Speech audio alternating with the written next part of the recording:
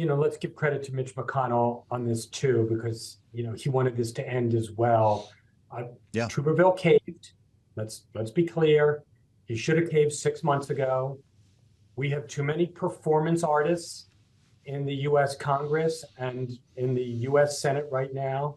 This was an absolute pointless waste of time for the United States Senate. Our military leaders did not need this. Congratulations to Chuck Schumer for, twisting his arms, and congratulations for Mitch McConnell for showing his impatience on this. What do you think, Rick Davis? We've talked about this a lot. We've even had Tommy Tuberville come on to defend his position here. Was it that rule change? Was it the threat of finally having Republicans point him in a different direction that changed his view?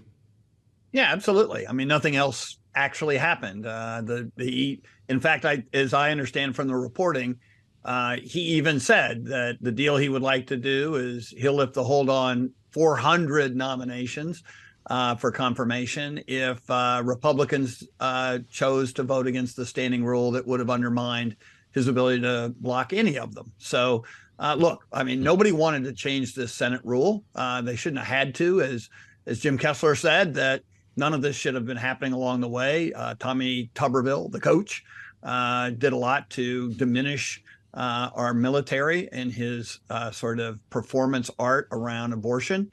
And at the end of the day, he's not going to get anything other than now a group of 4 stars who have to kowtow to him in order to get their confirmations passed. I mean, why you would let 400 nominations go forward and hold up the people who are most responsible for making the decisions about our country's security abroad and keep them locked up, it makes no sense. But nothing he has done on this issue has made much sense to date.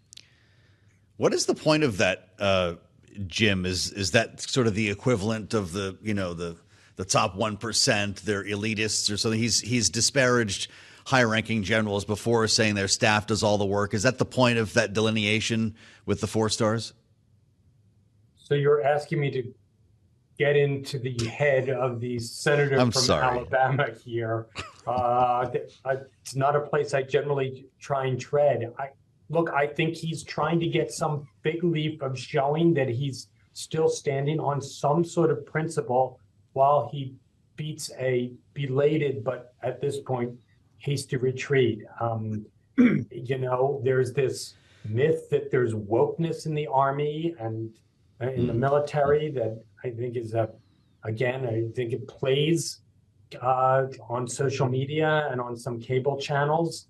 And, we just have too many people playing to the bleachers on this in the United States Senate. And he backed down 95% of the way. Hopefully he'll back down the other 5% when there's no victory for him to find here.